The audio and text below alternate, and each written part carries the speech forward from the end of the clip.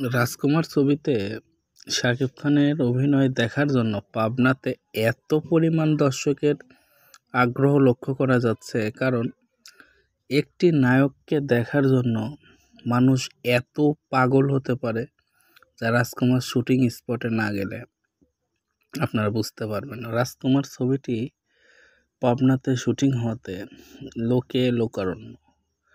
হিমেল আশরাফের পরিচালনায় আরশাদ আদনান প্রযোজিত ছবিটি আরশাদ আদনানের বাড়ি পাবনাতে হওয়াতে সেখান থেকে তার ছবির শুটিং হচ্ছে। শাকিব খানকে দেখার জন্য বাংলা চলচ্চিত্রের মানুষের যেমন আগ্রহ, ঠিক তেমনি সাধারণ দর্শকদেরও খুবই আগ্রহ।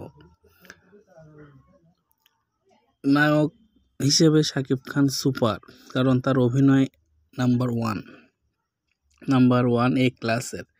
কারণ শাকিব খান তার অভিনয়ের দারুণ সময় পার করছেন। 24 বছরের ক্যারিয়ারে তিনি একের পর এক সুপার ডুপার হিট সিনেমা উপহার বাংলা চলচ্চিত্রে দিয়েছেন। তিনি একজন ব্যবসা সফল এবং ধারাবাহিক একজন হিরো, যার অভিনয় গুণগত মান, কোয়ালিটি এক একটি সিনেমা থেকে ভিন্ন।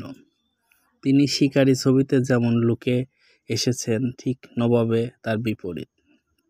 এছাড়াও আরও যে সকল প্যান ইন্ডিয়ান মুভি তিনি করবেন সামনে, সেগুলোও এক একটি লুক হবে আগুন ঝরা। তিনি দরদ সিনেমা করছেন,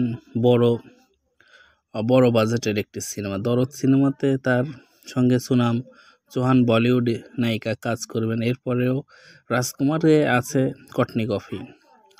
রাজকুমার ছবিটির বাজেট আনলিমিটেড। এখানে ধারণা করা হচ্ছে দেশ ও দেশের বাইরে সকল দর্শকদের কথা মাথায় রেখে ছবিটি নির্মাণ করা হচ্ছে।